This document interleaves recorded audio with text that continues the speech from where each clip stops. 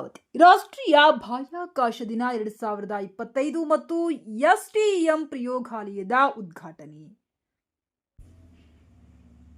ಗಂಗಾವತಿ ನಗರದ ಪ್ರತಿಷ್ಠಿತ ಶಾಲೆಯಾದ ನಮ್ಮ ಲಿಟಲ್ ಹಾರ್ಟ್ ಶಾಲೆಯಲ್ಲಿ ಇಂದು 17/8/2025 ರಾಷ್ಟ್ರೀಯ ಬಾಹ್ಯಾಕಾಶ ದಿನದಂದು ಅತ್ಯಂತ ಸುಸಜ್ಜಿತವಾದ ಶಾಲಾ ವಿದ್ಯಾರ್ಥಿಗಳು ಹಾಗೂ ಕಾಲೇಜು ವಿದ್ಯಾರ್ಥಿಗಳಿಗೂ ಉಪಯೋಗವಾಗುವ ವಿಜ್ಞಾನ, ತಂತ್ರಜ್ಞಾನ, ಇಂಜಿನಿಯರಿಂಗ್ ಹಾಗೂ ಗಣಿತ ವಿಷಯಗಳಿಗೆ ಸಂಬಂಧಪಟ್ಟಂತಹ ಪ್ರಯೋಗಾಲಯದ ಉದ್ಘಾಟನೆಯನ್ನ ಹಮ್ಮಿಕೊಂಡಿದ್ದೆವು. ಈ ಪ್ರಯೋಗಾಲಯವನ್ನ ಇಸ್ರೋದ ಹಿರಿಯ ವಿಜ್ಞಾನಿ ಚಂದ್ರಯಾನ 3ರ ಯೋಜನಾ ಉಪನಿರ್ದೇಶಕಿಯಾಗಿ ಯಶಸ್ವಿಯಾದ ಶ್ರೀಮತಿ ರೂಪಾ ಎಂವಿ ರವರಿಂದ ಉದ್ಘಾಟಿಸಲಾಯಿತು. ಮುಖ್ಯ ಅತಿಥಿಗಳಾಗಿ ಆಗಮಿಸಿದ ಕೊಪ್ಪಳ ಜಿಲ್ಲೆಯ ಉಪನಿರ್ದೇಶಕರಾದ ಶ್ರೀ ಸೋಮಶೇಖರ್ ಗೌಡ ಬಿ, ಗಂಗಾವತಿ ತಾಲೂಕಿನ ಕ್ಷೇತ್ರ ಶಿಕ್ಷಣ ಅಧಿಕಾರಿಗಳಾದ ಶ್ರೀ ನಟೇಶ್ HB, ಶ್ರೀ ಅಭಿಷೇಕ್ AS, ಶ್ರೀ ಪ್ರಭಾಕರ್ ಚೆನ್ನುಪಾಟಿ, ಶ್ರೀ ಪ್ರಾಣೇಶ್ ಆಲಂಪಲ್ಲಿ ಅವರು ಪರೇಡ್ ಮುಖಾಂತರ ಸಕಲ ಗೌರವಗಳೊಂದಿಗೆ ಬಂದು ಪ್ರಯೋಗಾಲಯವನ್ನ ಉದ್ಘಾಟಿಸಿ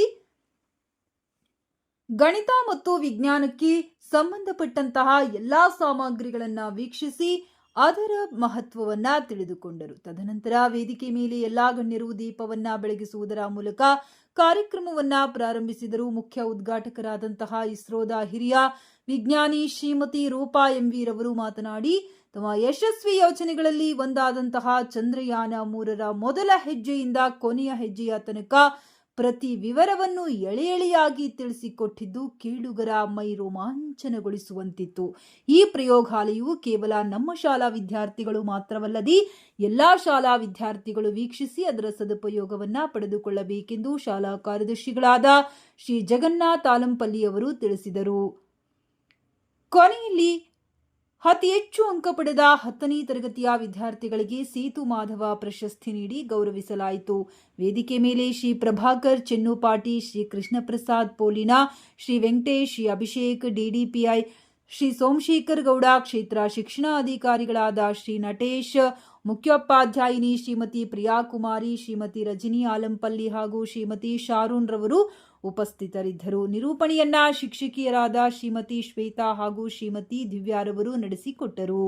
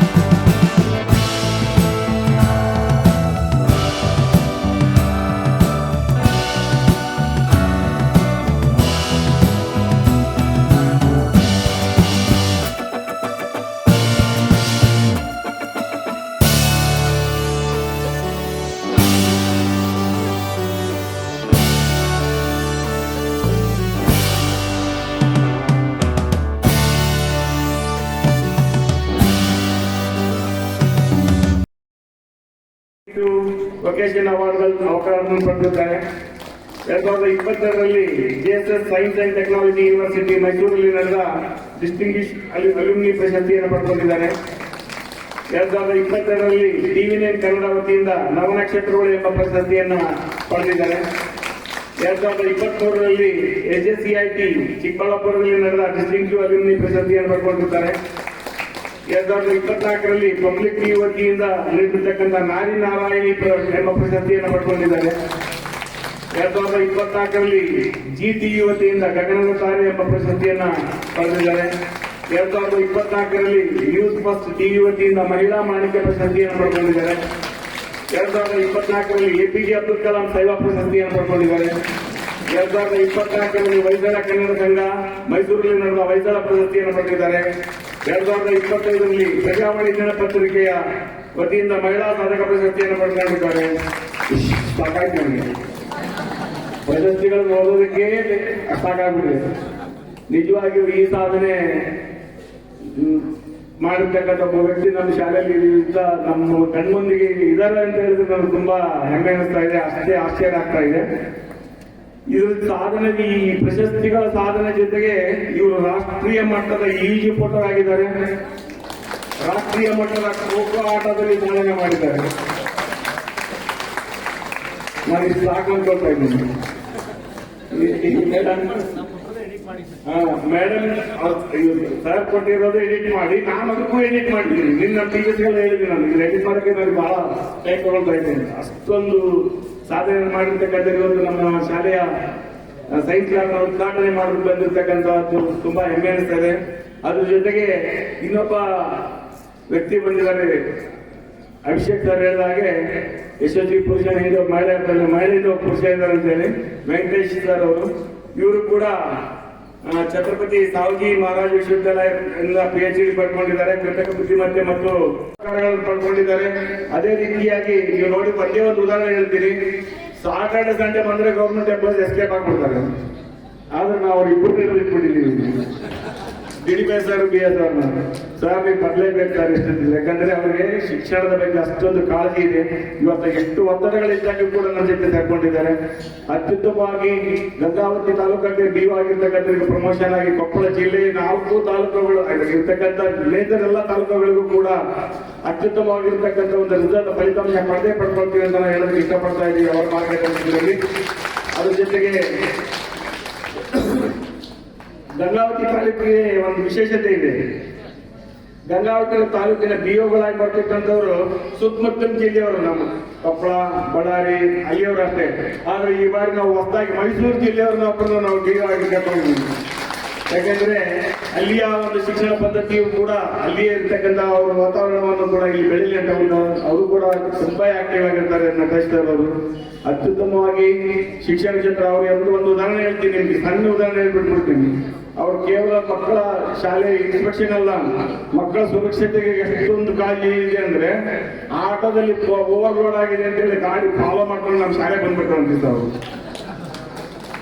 ನಾ ಮಂತ್ರಾಲಯ ಹೋಗ್ತಾ ಇದ್ದೀವಿ, ಡ್ರೈವಿಂಗ್ ಅಲ್ಲಿ ಇದ್ದೀನಿ, ಜಗನ್ನಾಥ್ ಸರ್ ಮಕ್ಕಳನ್ನ ಎಷ್ಟು ತುಂಬಿಟ್ಟಿದ್ದಾರೆ ಆಟೋದಲ್ಲಿ. ಫೋನ್ ಮಾಡಿದ್ರು ಅವ್ರಿಗೆ ಇಮಿಡಿಯೇಟ್ ಆಗಿ, ಇಲ್ಲ ಸರ್ ಬಂದ ತಕ್ಷಣ ನನಗೆ ಮೀಟಿಂಗ್ ಮಾಡ್ತೀನಿ ಸರ್ ಆಟೋ ಡ್ರೈವರ್ ಜೊತೆಗೆ ಖಂಡಿತವಾಗಿ. ಎದಕ್ಕಂದ್ರೆ ಒಬ್ಬ ನಿಷ್ಠಾವಂತ, ಒಬ್ಬ ಡೆಡಿಕೇಟೆಡ್ ಅಧಿಕಾರಿ ಇಷ್ಟೆಲ್ಲ ಕಾಳಜಿ ಅವರು ಚಾಲಕರಾಗಿದ್ದ ಮುಂಚೆ ಹಿಂದೆಲ್ಲ ಫಾಲೋ ಮಾಡ್ಕೊಂಡು ಬಂದು ಹೇಳ್ಬೇಕಾಗಿತ್ತು ಏನಿಲ್ಲ. ನಮಗೂ ಕೂಡ ಒಂದು ಕಿವಿಮಾತನ್ನು ನೀಡಿದ್ದಾರೆ. ಇಂತಹ ಅಧಿಕಾರಿಗಳ ಮಧ್ಯದಲ್ಲಿ ನಾವು ಈ ಒಂದು ಕಾರ್ಯಕ್ರಮವನ್ನ ಹಮ್ಮಿಕೊಂಡಿದ್ದೀವಿ. ಈ ಕಾರ್ಯಕ್ರಮ ಯಶಸ್ವಿ ಆಗಲಿ ಅಂತ ಹೇಳಿ ಆಶಿಸ್ತಾ ಎಲ್ಲರಿಗೂ ವಂದಿಸಿ ನನ್ನ ಮಕ್ಕಳಿಗೆ. ಯಾಕಂದ್ರೆ ಇಂಥ ಒಂದು ಸುಂದರ ಅವಕಾಶವನ್ನು ಕೊಟ್ಟಿದ್ದು ಅವರೇ, ಹಾಗಾಗಿ ಅವ್ರಿಗೆ ಪೂರ್ವಕ ಧನ್ಯವಾದಗಳು. ಅದ್ರ ಜೊತೆಗೆ ನಮ್ಮ ಶಾಲಾ ಸಿಬ್ಬಂದಿ ವರ್ಗಕ್ಕೂ, ಯಾಕಂದ್ರೆ ನಾನು ಏನೇ ಮಾತಾಡಿದ್ರು ಎಲ್ಲರೂ ತಮಾಷೆಯಾಗಿ ತಗೊಂಡು ನೀ ಮಾಡ್ತೀನಿ ಅಂತ ಯಾವಾಗಲೂ ನನ್ನ ಬೆನ್ನು ತಡ್ತಿರ್ತಾರೆ. ಅಂಥ ಶಿಕ್ಷಕರ, ಆತ್ಮೀಯ ಶಿಕ್ಷಕರು ನನಗೆ ಸಿಕ್ಕಿದ್ದು ನಿಜವಾಗ್ಲೂ ನನ್ನ ಪೂರ್ವಜನ ಪುಣ್ಯ ಅಂತಾನೆ ಹೇಳ್ಬೋದು.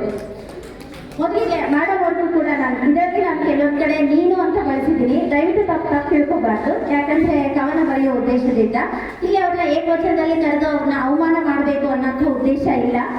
ಅದಕ್ಕೆ ಮೊದಲು ನಾನು ಕ್ಷಮೆ ಕೇಳ್ತೀನಿ. ಕವನದ ಶೀರ್ಷಿಕೆ ಬಂದ್ಬಿಟ್ಟು ಫಲ್ಗುಣನ ಫಲ್ಗುಣಿ ಅಂತ. ಇದರಲ್ಲಿ ನಾನು ಸ್ವಲ್ಪ ನಿಮಗೆ ಅದರ ವಿವರ ಕೂಡ ಹೇಳ್ತೀನಿ. ಯಾಕಂದ್ರೆ ಅದು ಯಾಕೆ ಬರ್ತಿದ್ದು, ಏನು ಉದ್ದೇಶ ಅನ್ನೋದು ಗೊತ್ತಾಗಬೇಕು. ಅವರ ಬಗ್ಗೆ ನಾವು ತಿಳ್ಕೋಬೇಕು ಅಂತಂದ್ರೆ ಅದನ್ನ ನಾವು ವಿವರವಾಗಿ ತಿಳ್ಕೊಂಡ್ರೆ ಖುಷಿ. ಯಾಕಂದ್ರೆ ಆ ಎಲ್ಲ ಅನುಭವಗಳು ಅವ್ರಿಗೊಂದೇ ಗೊತ್ತಿರುತ್ತೆ, ನಮ್ಗೆಲ್ಲ ಗೊತ್ತಾಗಬೇಕು ಅನ್ನೋದೇ ಈ ಒಂದು ಕವನದ ಉದ್ದೇಶ. ಫಲ್ಗುಣ ಅಂತಂದ್ರೆ ವಸಂತ ಕಾಲದ ಆರಂಭ. ವಸಂತ ಮಳಲಿ ಅನ್ನೋದು ಅವರ ತಂದೆಯ ಹೆಸರು. ಅವರು ಒಬ್ಬ ಹಿರಿಯ ಸಾಹಿತಿ ಕೂಡ ಆಗಿದ್ರು. ಅವ್ರು ನಮ್ಮ ಜೊತೆ ಇಲ್ಲ, ಆದ್ರೂ ಅವ್ರು ಇಂಥ ಒಂದು ರತ್ನವನ್ನು ನಮಗೆ ಕೊಟ್ಟಿದ್ದಾರೆ. ಹಾಗಾಗಿ ಒಂದು ಜೋರದ ಚಪ್ಪಾಳೆ.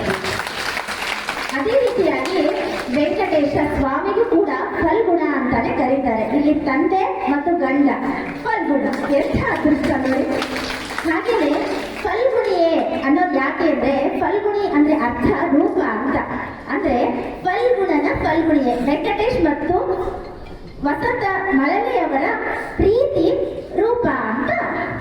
ಶೀರ್ಷಿಕೆ. ಮೊದಲ ಪ್ಯಾರಾದಲ್ಲಿ ಅಂದ್ರೆ ಮೊದಲ ಭಾಗದಲ್ಲಿ ಅವರು ಪಡೆದಂತಹ ಪ್ರಶಸ್ತಿಗಳು, ಅವರ ತಂದೆಯ ಹೆಸರು, ತಾಯಿಯ ಹೆಸರು ಶ್ರೀಮತಿ ಶಾಂತ ಹಳದಿ ಅಂತ ಹೇಳ್ಬಿಟ್ಟು ಅದ್ರ ಬಗ್ಗೆ ವಿವರ ಇದೆ. ಈಗಾಗಲೇ ಸರ್ ನಮಗೆ ಅವರು ಪರಿಚಯ ಮಾಡಿಕೊಟ್ಟಿದ್ದಾರೆ. ನಾನು ಹೇಳ್ತಾ ಹೋದಾಗೆ ನಿಮಗೆ ಗೊತ್ತಾಗುತ್ತೆ. ಮೊದಲ ಪ್ಯಾರಾದಲ್ಲಿ ಅದಿದೆ. ಗಗನದ ತಾರೆ ಎನ್ನಲೆ, ನಾರಿ ನಾರಾಯಣಿ ಎನ್ನಲೆ, ನವ ನಕ್ಷತ್ರಗಳ ಸಾಲಿನಲ್ಲಿ ಹೊಳೆಯುವ ಮಹಿಳಾ ಮಾಣಿಕ್ಯವೆನ್ನಲೆ, ಸಾಹಿತ್ಯ ಕಣಜದ ಕುಡಿ ನೀನು. ಸಾಹಿತ್ಯ ಕಣಜ ಅನ್ನೋದು ಅವರ ತಂದೆಗೆ ಬಂದಿರುವಂತಹ ಬಿರುದು, ಕರ್ನಾಟಕ ಸರ್ಕಾರ ಕೊಟ್ಟಿದ್ದು ಕಣಜ ಅಂತ ಹೇಳಿ. ಹಾಗಾಗಿ ಸಾಹಿತ್ಯ ಕಣಜದ ಕುಡಿ ನೀನು, ಶಾಂತಲೆಯ ಪ್ರತಿರೂಪ ನೀನು, ವೆಂಕಟೇಶನ ಅರ್ಧಾಂಗಿ ನೀನು, ನಮ್ಮ ಶಾಲೆಗೆ ಬಂದಿಯೇ ನಮ್ಮ ಸೌಭಾಗ್ಯವೇನು, ಬರೆಯಲು ಸಾಲುತ್ತಿಲ್ಲ ಪುಸ್ತಕ ಪೆನ್ನು, ಬರೆಯಲು ಸಾಲುತ್ತಿಲ್ಲ ಪುಸ್ತಕ ಪೆನ್ನು. ಈ ಎರಡನೇ ಭಾಗದಲ್ಲಿ ಅವರ ಬಾಲ್ಯ, ಅವರ ಸಾಧನೆ ನಿಮ್ಮ ಹಾಗೆ ಗೊತ್ತಿದೆ. ಅವರು ಒಬ್ಬ ಉತ್ತಮ ಈಜುಪಟು ಅಂತ ಹೇಳಿ, ಜೊತೆಗೆ ಅವರ ಖೋಖೋ ತಂಡದ ಹೆಸರು ಭಗಿನಿ ಅಂತ. ಒಂದು ವಿಡಿಯೋದಲ್ಲಿ ನಾನು ನೋಡಿದ್ದೆ, ಅವರೇ ಇಂಟರ್ವ್ಯೂ ಕೊಟ್ಟಿರುವಂತಹ ವಿಡಿಯೋ. ಏನಂದ್ರೆ ಅವರು ತುಂಬಾ ಖುಷಿಯಾಗಿ ಹೇಳ್ತಾರೆ. ಏನ್ ಹೇಳಿದ್ರು ಅಂದ್ರೆ ಆ ವಿಡಿಯೋದಲ್ಲಿ, ನಾವು ನಮ್ಮ ಟೀಮ್ ಅಂತ ಫಿಲೋಮಿನಾ ಮಿಸ್ ಅಂತ ಫಿಲೋಮಿನಾ ಮೇಡಮ್ ಅಂತ ಹೇಳಿ ಅವರ ಖೋಖೋ ತಂಡದ ಶಿಕ್ಷಕರು, ದೈಹಿಕ ಶಿಕ್ಷಕರು, ಅವರ ಟೀಮ್ ಅಂದ್ರೆ ಮೇಡಮ್ ಅವ್ರ ಟೀಮ್ ಎಲ್ಲಿ ಹೋಗ್ತಿತ್ತು ಎಲ್ಲರೂ ಹೇಳ್ತಿದ್ರಂತ, ಆಯ್ತು ಬಿಡಪ್ಪ ಬನ್ನಿ ತಂಡ ಬಂದ್ಬಿಡ್ತು, ನಾವು ಪ್ರಶಸ್ತಿ ಗೆದ್ದಂಗೆ. ಆ ಸಂತೋಷ ಆ ವಿಡಿಯೋ ನೋಡ್ಲೇಬೇಕು. ಆ ಸಂತೋಷ ಅದನ್ನು ಅನುಭವಿಸ, ಅದು ನೋಡಿ ಅನುಭವಿಸಿದಾಗಲೇ ನಮಗೆ ಅರ್ಥ ಆಗುತ್ತೆ. ಇಂಥ ಒಂದು ಅತ್ಯದ್ಭುತ ವ್ಯಕ್ತಿತ್ವ ನಮ್ಮ ಶಾಲೆಗೆ ಬಂದಿದೆ. ನಮ್ಮ ಇವತ್ತು ಆವರಣದಲ್ಲಿ ಕುರಿತು ಉಸಿರಾಡ್ತಾ ಇದೆ. ಈ ಗಾಳಿನ ಇಷ್ಟು ಸುಂದರವಾಗಿ ಮಾಡಿದೆ ಅಂದ್ರೆ ಅದು ನಿಜವಾಗ್ಲೂ ಹೇಳೋದಕ್ಕೆ ಪದಗಳೇ ಸಾಲ್ತಾ ಇಲ್ಲ. ಹಾಗಾಗಿ ಆಮೇಲೆ ಅವರ ತಂದೆಯವರಿಗೆ ತೋಟಗಾರಿಕೆ ಮೇಲೆ ಬಹಳ ಪ್ರೀತಿ ಇತ್ತಂತೆ. ಕಳಲವಾಡಿ ಅನ್ನೋ ಒಂದು ಪ್ರದೇಶದಲ್ಲಿ ಅವರು ತೋಟ ತಗೊಂಡಿದ್ರು, ಅದನ್ನ ಇದರಲ್ಲಿ ಆಡ್ ಮಾಡಿದ್ದಿದೆ. ಈಗ ಕವನದ ಎರಡನೇ ಭಾಗ. ಕಳಲವಾಡಿ ತೋಟದಿ ಓಡಾಡಿದ ಮಳಲಿ, ಮೀನಿನಂತೆ ಈಜಬಲ್ಲಿ ನೀರನೆ, ಎರಡು ಕಂಬಗಳ ಮಧ್ಯೆ ಜಿಂಕೆಯಂತೆ ಜಿಗಿದು ಮುನ್ನಡೆದಲ್ಲಿ ಭಗಿನಿ ತಂಡದಲ್ಲಿ, ಹುಟ್ಟಿದ್ದು ಜಯಲಕ್ಷ್ಮೀಪುರಂ ಸರ್ಕಾರಿ ಆಸ್ಪತ್ರೆಯಲ್ಲಿ, ಕಲಿತಿದ್ದು ಕನ್ನಡದಲ್ಲಿ. ಅಂದ್ರೆ ಕನ್ನಡ ಮೀಡಿಯಂ ವಿದ್ಯಾರ್ಥಿಗಳು. ಬೆಳೆಯಬೇಕು ಅಂದುಕೊಂಡಿದ್ದು ಸಾಹಿತ್ಯ ಕ್ಷೇತ್ರದಲ್ಲಿ. ಯಾಕೆ ಈ ಸಾಲು ಅಂದ್ರೆ ನೋಡಿ, ನಾವು ಯಾವಾಗಲೂ ಫಾಲೋವರ್ಸ್, ಅಪ್ಪ ಅಮ್ಮ ಫಾಲೋವರ್ಸ್ ನಾವೆಲ್ಲ. ಅಪ್ಪ ಅಮ್ಮ ಏನ್ ಕೆಲಸ ಮಾಡ್ತಿರ್ತಾರಲ್ಲ ನಮ್ಮ ತಲೆಯಲ್ಲಿ ಅದೇ ಇರುತ್ತಾ. ನಿಮಗೆ ಸಿಕ್ಕಿದೆ ಒಂದು ರೂಮ್ನಲ್ಲಿ ಅಷ್ಟೊಂದು ಇನ್ಸ್ಟ್ರೂಮೆಂಟ್ಗಳಿದೆ. ಅದು ಬರೀ ಒಂದು ರೂಮ್ನಲ್ಲಿರೋ ಒಂದು ಇನ್ಸ್ಟ್ರೂಮೆಂಟ್ ಆಗಿ ಇರಬಾರ್ದು.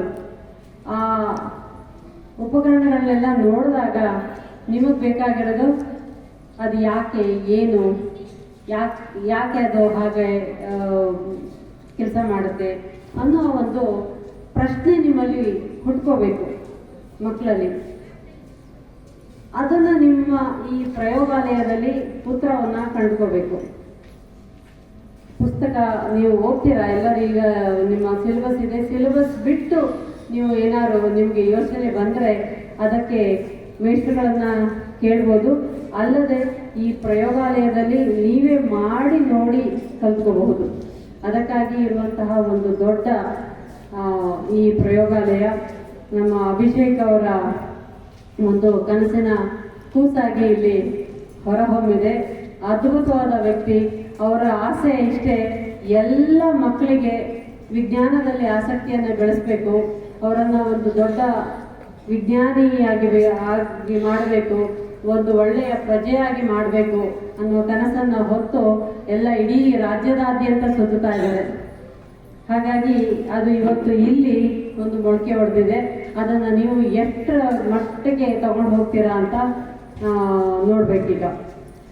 ಯಾವುದೇ ಒಂದು ವಿಜ್ಞಾನ, ಈಗ ಅದು ಬಂಡಿಯಿಂದ ಇವತ್ತಿನ ಬಾಹ್ಯಾಕಾಶದ ತನಕ ಇನೋವೇಷನ್ ಆಗಿರುವಂತಹ ಎಲ್ಲ ವಿಜ್ಞಾನ ಅಭಿವೃದ್ಧಿಯು ಆಗಿರೋದು ಈ ಪ್ರಯೋಗಾಲಯದಲ್ಲಿದೆ. ಅದು ಬಂಡಿ ಇರ್ಬೋದು, ಇವತ್ತಿನ ಬಾಹ್ಯಾಕಾಶದ ತಂತ್ರಜ್ಞಾನ ಇರ್ಬೋದು. ಹಾಗಾಗಿ ಪ್ರಯೋಗಾಲಯ ಅನ್ನೋದು ಎಲ್ಲ ಕಡೆಯೂ ಬೇಕು. ಇವತ್ತು ಶುಭಾಂಶು ಶುಕ್ಲಾ ಬಾಹ್ಯಾಕಾಶಕ್ಕೆ ಹೋಗಿ ಒಂದಷ್ಟು ದಿನ ಇದ್ದು ಬಂದರು ಅಂದರೆ ಅವರು ಸುಮ್ಮನೆ ಅಲ್ಲಿ ಹೋಗಲ್ಲ. ಆ ಇಡೀ ಒಂದು ಪ್ರಯೋಗಾಲಯನ ಭೂಮಿಯಲ್ಲಿ ಮಾಡಿ ಅವರಿಗೆ ಅದ ಮೈಕ್ರೋಗ್ರಾವಿಟಿ ಅಂದರೆ ಗುರುತ್ವಾಕರ್ಷಣ ರಹಿತವಾದ ಈ ಒಂದು ಪ್ರಯೋಗಾಲಯದಲ್ಲಿ ಅವರು ಹೇಗಿರಬೇಕು, ಅಲ್ಲಿ ಹೇಗಿರಬೇಕು ಅನ್ನುವ ಒಂದು ಅಭ್ಯಾಸವನ್ನು ಇಲ್ಲಿ ಮಾಡಿ ನಂತರ ಅವರು ಹೋಗ್ಲಿಕ್ಕೆ ಸಾಧ್ಯ. ಹಾಗೆ ಅದು ಏನೇ ವಿಜ್ಞಾನದ ಅಂಶವನ್ನು ನೀವು ಕಲ್ತ್ಕೋಬೇಕು ಅಂತಂದರೆ ನಿಮಗೆ ಪ್ರಯೋಗಾಲಯ ಬೇಕು. ಪ್ರಯೋಗಾಲಯ ಅನ್ನೋದು ಅಷ್ಟು ಒಂದು ಮುಖ್ಯವಾದ ವಿಜ್ಞಾನಿಗಳಿಗೆ, ವಿಜ್ಞಾನ ವಿದ್ಯಾರ್ಥಿಗಳಿಗೆ ಬೇಕಾದಂತಹ ಒಂದು ರಿಸೋರ್ಸ್ ಅಂತ ಹೇಳ್ಬೋದು. ಈಗ ನಾವು ಇಸ್ರೋ ಚಂದ್ರಯಾನ 3 ಚಂದ್ರನ ಮೇಲೆ ಹೋಗಿ ಇಳಿದು ಅಲ್ಲಿನ ವಿಕ್ರಮ್ ನೆಮ್ಮದಿಯಾಗಿ ಇಳಿದು ರಾರಾಜಿಸ್ತಾ ಇದ್ದಾನೆ. ಇಡೀ ವಿಶ್ವದಲ್ಲಿ ನಮ್ಮ ಭಾರತದ ಪತಾಕೆ ಇದೆ ಅಂತಂದ್ರೆ ಅದು 1 ದಿನದ 2 ದಿನದ ಪ್ರಯೋಗ ಅಲ್ಲ, ಅಥವಾ 1-2 ವರ್ಷಗಳ ನಮ್ಮ ಪ್ರಯತ್ನ ಅಲ್ಲ. ಇಸ್ರೋನ ಸುಮಾರು 50-56 ವರ್ಷಗಳ ಅನುಭವ ಅದರಲ್ಲಿದೆ. ಭಾರತ ಸ್ವತಂತ್ರ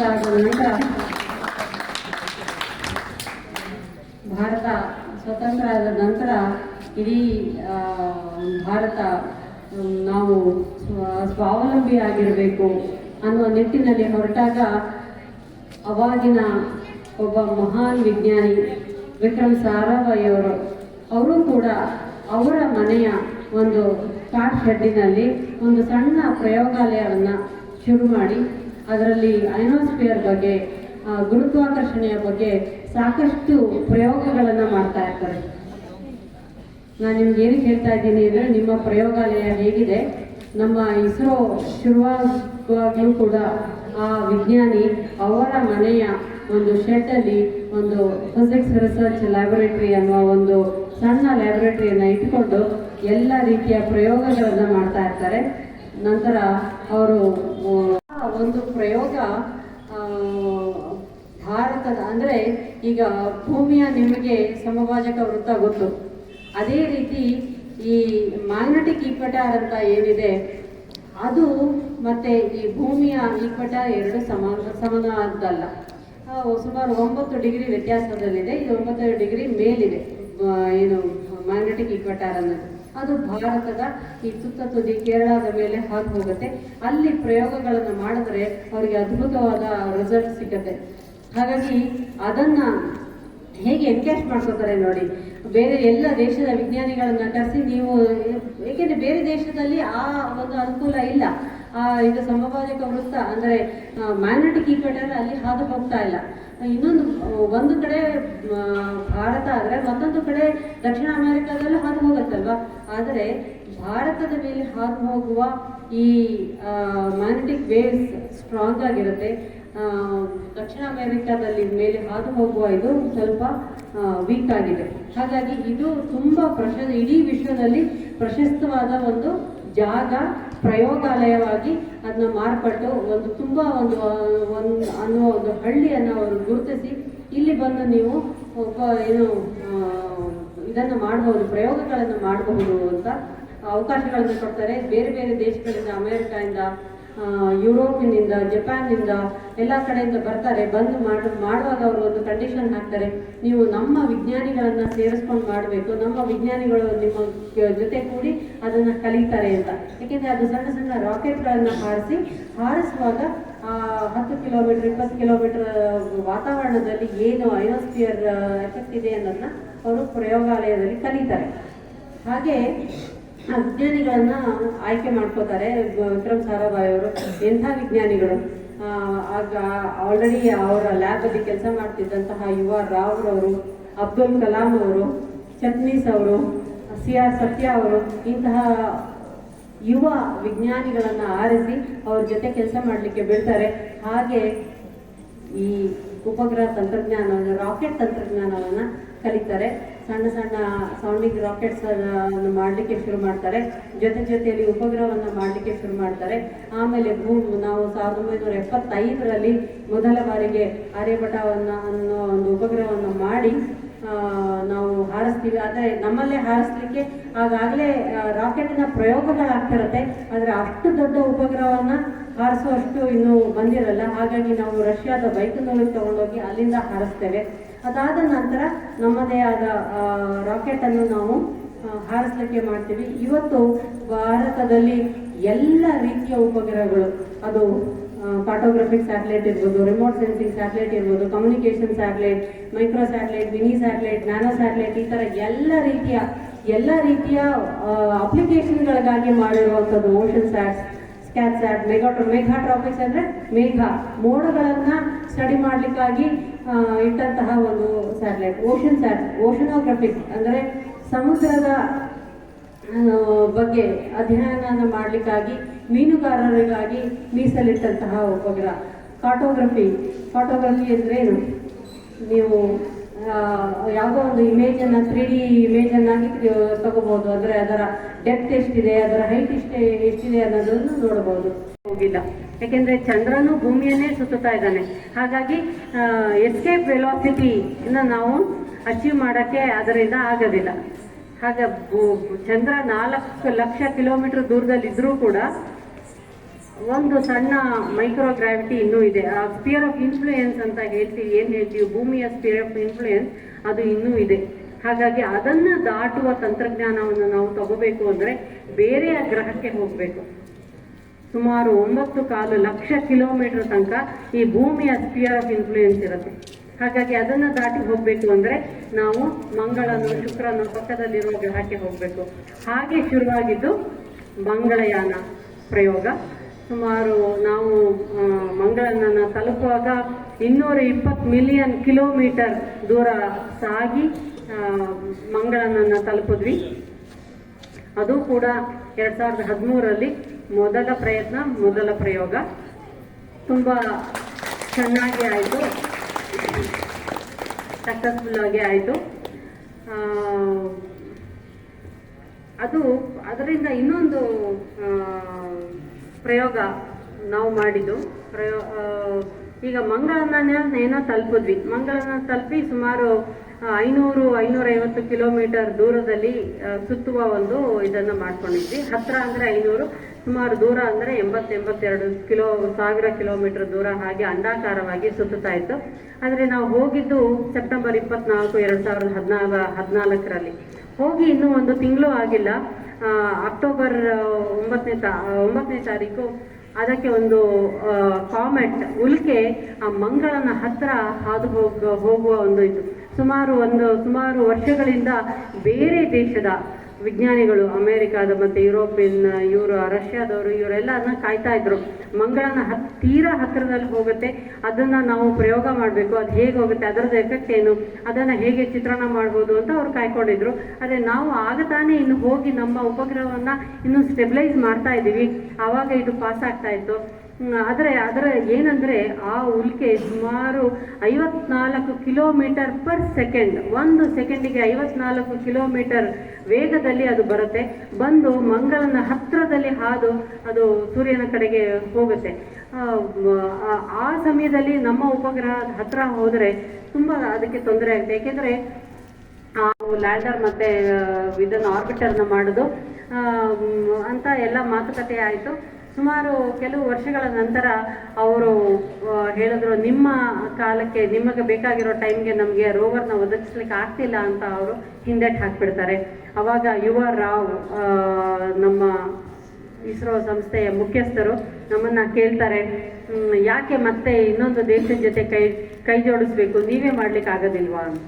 ನಮ್ಮ ಎಲ್ಲ ಹಿರಿಯ ವಿಜ್ಞಾನಿಗಳು, ಬೇರೆ ಬೇರೆ ಸೆಂಟರ್, ನಮ್ಮ ಇಸ್ರೋ ಹಿರಿಯ ವಿಜ್ಞಾನಿಗಳೆಲ್ಲ ಹೇಳ್ತಾರೆ, ಇಲ್ಲ ಸರ್ ಖಂಡಿತ ನಾವೇ ಮಾಡ್ತೀವಿ ಅಂತ. ಅವತ್ತು ರೋವರನ್ನು ಕೂಡ 4 ಚಕ್ರದ ರೋವರ್ 6 ಚಕ್ರದ ರೋವರ್ಗೆ ಬದಲಾಯಿಸಿ ಅದನ್ನು ಮತ್ತೆ ಮಾಡಿ, ಹಾಗಾಗಿ ಕೆಲವು ವರ್ಷಗಳ ಕಾಲ ತಡ ಆಯಿತು. ತಡ ಆದರೂ ಕೂಡ 2019ರಲ್ಲಿ ನಾವು ಚಂದ್ರಯಾನ 2 ಹಾರಿಸಿದ್ವಿ. 2019ರಲ್ಲಿ ಅದರಲ್ಲಿ ಒಂದು ಆರ್ಬಿಟರ್ ಅಂತ ಇರುತ್ತೆ, ಮತ್ತೊಂದು ಲ್ಯಾಂಡರ್ ಒಳಗಡೆ ರೋವರ್ ಇರುತ್ತೆ. ಅದು ಇಳಿದ ಮೇಲೆ ರೋವರ್ ಹೊರಗೆ ಬರಬೇಕು. ಚಂದ್ರನ ಹತ್ರ ಹೋಗಿ ಸುಮಾರು 100 ಕಿಲೋಮೀಟರ್ ಹತ್ರ ಹೋದಾಗ ಅವೆರಡು ಬೇರೆ ಆಗಬೇಕು. ಬೇರೆ ಆದಮೇಲೆ ಆರ್ಬಿಟರ್ ಅದನ್ನು ಚಂದ್ರನ ಸುತ್ತಾನೇ ಇರುತ್ತೆ. ಲ್ಯಾಂಡರ್ ಮಾತ್ರ ಇಳಿಬೇಕು. ಆ ಆರ್ಬಿಟರಲ್ಲಿ ಒಳ್ಳೆಯ ಸೈನ್ಸ್ ಇನ್ಸ್ಟ್ರೂಮೆಂಟ್ಗಳಿದೆ, ಸೈಂಟಿಫಿಕ್ ಇನ್ಸ್ಟ್ರೂಮೆಂಟ್ಗಳು. ಅದರಲ್ಲಿ ಒಂದು OHRC ಅಂದರೆ ಆರ್ಬಿಟರ್ ಹೈ ರೆಸಲ್ಯೂಷನ್ ಕ್ಯಾಮ್ರಾ. ಇವತ್ತಿಗೂ ಅದು ಸುತ್ತುತ್ತಾ ಇದೆ, ಚಂದ್ರನನ್ನ ಸುತ್ತುತ್ತಾ ಇದೆ. ಚಂದ್ರನ ಎಲ್ಲ ರೀತಿಯ ವೈಜ್ಞಾನಿಕ ಅಂಶಗಳನ್ನು ಕಲೆ ಹಾಕ್ತಾ ಇದೆ. 100 ಕಿಲೋಮೀಟರ್ ಹತ್ರ ಹೋದ್ಮೇಲೆ ವಿಕ್ರಮ್ ಬೇರೆ ಆಯಿತು. ವಿಕ್ರಮ್ ಇಳಿಯುವಾಗ ನಿಮಗೂ ಗೊತ್ತು, ಕೊನೆಯ ಹಂತದಲ್ಲಿ ಅದು ನಮ್ಮ ಕೈ ತಪ್ಪಿ ಹೋಯ್ತು, ಇಳಿಲಿಕ್ಕಾಗಲಿಲ್ಲ. ಆದರೆ ಆರ್ಬಿಟರ್ ಇವತ್ತು ಸುತ್ತುತ್ತಾ ಇದೆ. ಇಡೀ ಚಂದ್ರನ ಒಂದು ಮಾಡೆಲ್, ಎಲ್ಲ ರೀತಿಯ ಮಾಡೆಲನ್ನು ಮಾಡಲಿಕ್ಕೆ ಇದು ಏನು ದತ್ತಾಂಶವನ್ನು ಕಲೆ ಹಾಕ್ತಾ ಇದೆ.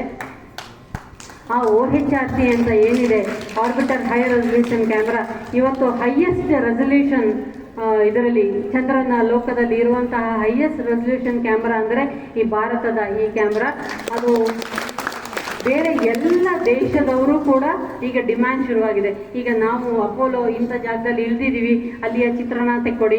ಇನ್ನೊಂದು ಕಡೆ ಚಾಂಗೆ ಇವರು ಚೈನಾದವರು ಇಂಥ ಕಡೆ ಇಳಿದಿದ್ದೀವಿ, ಅದರ ಚಿತ್ರಣ ತೆಕ್ಕೊಡಿ ಅಂತ ಹಾಗೆ ತೆಗೆದು ಎಲ್ಲರಿಗೂ ನಾವು ಕೊಡ್ತಾ ಇದ್ದೀವಿ. ಅದರಿಂದ ನಮಗೆ ಒಂದು ಅನುಕೂಲ ಆಯಿತು. ನಾವು ಚಂದ್ರಯಾನ 2 ಇಳಿಯುವಾಗ ನಮಗೆ ಅಷ್ಟು ಹೈ ರೆಸಲ್ಯೂಷನ್ನಿನ ಇಮೇಜ್ ನಮ್ಮಲ್ಲಿ ಇರಲಿಲ್ಲ. ಹಾಗಾಗಿ ಇಳಿಯುವಾಗ ಆ ಏನು ಕ್ರೇಟರ್ಸ್, ಬೋಲ್ಡರ್ಸ್ ಅಂದರೆ ಉಬ್ಬು ತಗ್ಗುಗಳಿರುತ್ತೆ, ಅಷ್ಟು ಅಕ್ಯುರೇಟ್ ಆದ ಇಮೇಜ್ ನಮ್ಮಲ್ಲಿ ಇರಲಿಲ್ಲ. ಇಳಿಯುವಾಗ ನಮಗೆ ತೊಂದರೆ ಆಯಿತು. ಆದರೆ ಈ ಚಂದ್ರಯಾನ 2ರ ಇಮೇಜ್ ನಮಗೆ ಚಂದ್ರಯಾನ 3ಕ್ಕೆ ನಮಗೆ ಯಾವತ್ತು ಚಂದ್ರಯಾನ 2 ಇಳಿಲಿಕ್ಕೆ ಆಗಲಿಲ್ವೋ ಅವತ್ತೇ ನಾವು ಎಲ್ಲ ಡೇಟಾವನ್ನು ಕಲೆಕ್ಟ್ ಮಾಡಿ ಒಂದು ತಂಡವನ್ನು ಮಾಡಿ ಅದನ್ನು ಫಸ್ಟ್ ಅನಲೈಸ್ ಮಾಡಿ ಎಲ್ಲಿ ನೀವು ಇಂಪ್ರೂವ್ ಆಗಬೇಕು, ಇನ್ನೂ ಸಾಕಷ್ಟು ಎಲ್ಲಿ ಇಂಪ್ರೂವ್ ಆಗಬೇಕು ಅಂತ 1 ತಿಂಗಳ ಕಾಲ ನಾವು ಅದನ್ನು ಅನಲೈಸ್ ಮಾಡಿ ನಮ್ಮ ಚೇರ್ಮನ್ಗೆ ಎಲ್ಲ ನ್ಯಾಷನಲ್ ಲೆವೆಲ್ ಕಮಿಟಿಯನ್ನು ಮಾಡಿದ್ರು. ಬರೀ ಇಸ್ರೋ ಅಲ್ಲ, ವೈಜ್ಞಾನಿಕ ದೊಡ್ಡ ಭಾರತದ ಎಲ್ಲ ಹಿರಿಯ ವಿಜ್ಞಾನಿಗಳು ಇರುವಂತಹ ಒಂದು ತಂಡವನ್ನು ಮಾಡಿ ಅದಕ್ಕೆ ನಾವು ಪ್ರೆಸೆಂಟ್ ಮಾಡಿ ಅದು ಒಂದು ಪ್ರಯೋಗನೇ. ಪ್ರತಿಯೊಂದು ದಿನಾನೂ ಅದರ ಡೇಟಾವನ್ನು ತಗೊಂಡು ಕಲೆ ಹಾಕಿ ಅನಲೈಸ್ ಮಾಡಿ ಎಲ್ಲೆಲ್ಲಿ ನಾವು ಇನ್ನೂ ಇಂಪ್ರೂವ್ ಮಾಡಬೇಕು ಅಂತ ಪ್ರೆಸೆಂಟ್ ಮಾಡಿದ್ವಿ. ಅವರು ಸಾಕಷ್ಟು ನಮಗೆ ಸಲಹೆಗಳನ್ನು ಕೊಟ್ಟರು. ಸುಮಾರು ಚಂದ್ರಯಾನ 2ಕ್ಕಿಂತ ಚಂದ್ರಯಾನ 3ರಲ್ಲಿ 103 ಎಕ್ಸ್ಟ್ರಾ ಪ್ರಯೋಗಗಳನ್ನು ಮಾಡಿದ್ವಿ. ಆಮೇಲೆ 4 ವರ್ಷದ ನಂತರ 2023ರಲ್ಲಿ ಮತ್ತೆ ಚಂದ್ರಯಾನ 3 ಹಾತು. ಇದೇ ಆಗಸ್ಟ್ 23,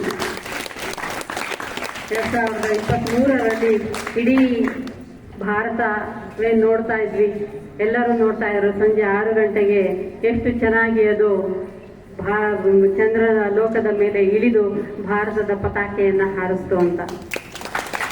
ಇದಕ್ಕೆಲ್ಲವಕ್ಕೂ ಬೇಕಾಗಿರೋದೇನು? ಒಂದು ದೊಡ್ಡ ಪ್ರಯೋಗಾಲಯ. ನಮ್ಮಲ್ಲಿ ಇರೋದೇ ಅದು.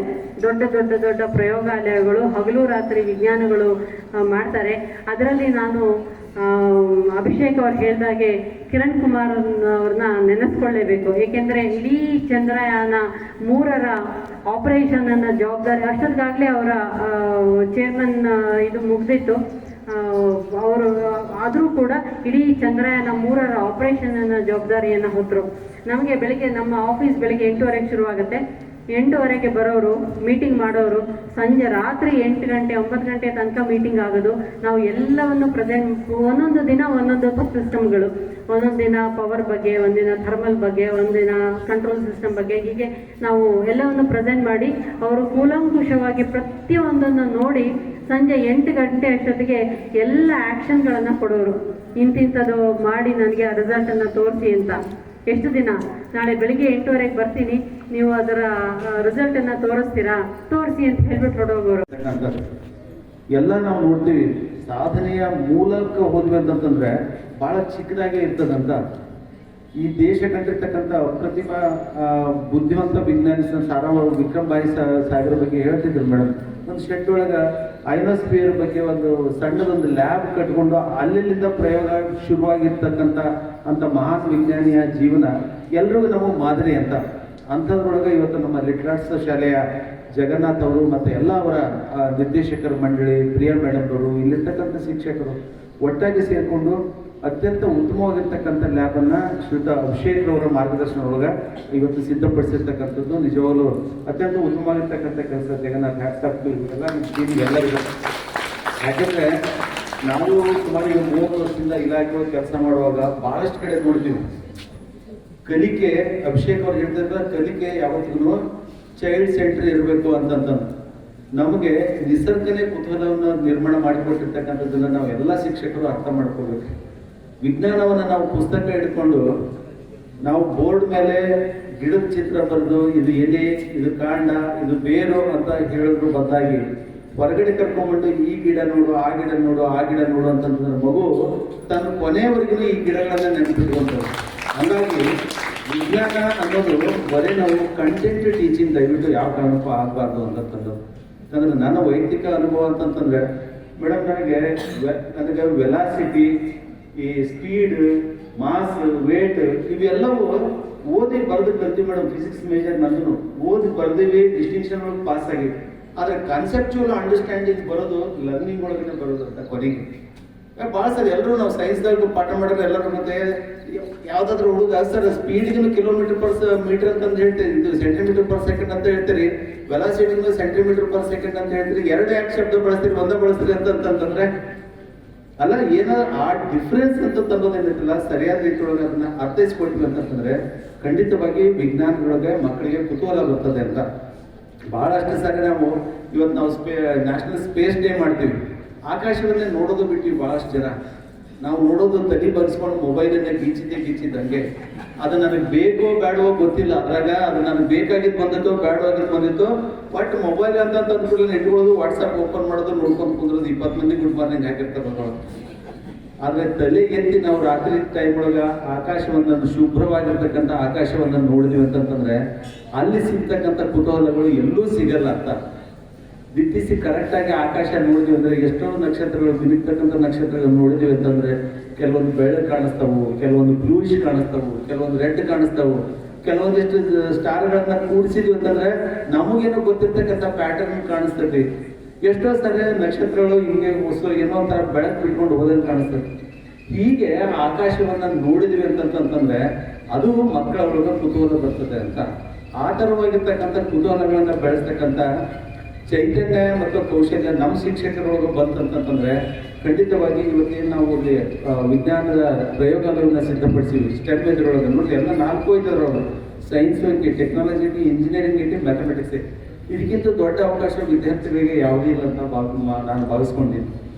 ಆದ್ದರಿಂದ ಶಿಕ್ಷಕರಲ್ಲಿ ನನ್ನ ಮನವಿ ಏನಂತಂದ್ರೆ, ಯಾಕಂದ್ರೆ ಬೀಯಿಂಗ್ ಎ ಟೀಚರ್, ನಾನೊಂದು ಶಿಕ್ಷಕನಾಗಿ ನಿಮ್ಮಲ್ಲಿ ಮನವಿ ಮಾಡ್ಕೊಳ್ಳೋದು ಏನಂತಂತಂದ್ರೆ ದಯವಿಟ್ಟು ವಿಜ್ಞಾನದ ಪಾಠಗಳನ್ನ ಮೇಡಮ್ ನೋಡಿ ಹೆಂಗೆ ಹೇಳ್ತಿದ್ರಲ್ಲ, ಇಲ್ಲಿಂದ ಬಿಟ್ವಿ ನಾವು, ಇಲ್ಲಿಂದ ಹೋಯ್ತು ಸೆಟ್ಲೈತು, ಅಲ್ಲಿಂದ 85 ಕಿಲೋಮೀಟರ್ ಸುತ್ತಿತ್ತು, 3,80,000 ಕಿಲೋಮೀಟರ್ ದೂರದಲ್ಲಿರ್ತಕ್ಕಂಥ ಚಂದ್ರನ ಇಷ್ಟು ಕಿಲೋಮೀಟರ್ ಒಳಗರ ಸುತ್ತಿಸಿದ್ವಿ, ಅಲ್ಲಿಂದ ಒಂದು ಡ್ರಾಪ್ ಮಾಡಿದ್ವಿ ಅಂತ ಹೇಳ್ತಿದ್ರಲ್ಲ, ಅದು ಆ ಆಸಕ್ತಿ ನಮಗೇನೋ ಒಂಥರ ಇಂಟ್ರೆಸ್ಟ್ ಇದೆ, ಮುಂದೆ ಏನಾಗ್ತಿದ್ದು ಅಂತ ಪಿಕ್ಚರ್ ಅಂತ ಆ ಕಲ್ಪನೆಯನ್ನು ಕಟ್ಟಿಕೊಡ್ತಕ್ಕಂಥದ್ದು ಶಿಕ್ಷಕರಿಗೆ ಅದು ಸವಾಲಿನ ಕೆಲಸ ಮತ್ತೆ ನಿಜವಾಗ್ಲು.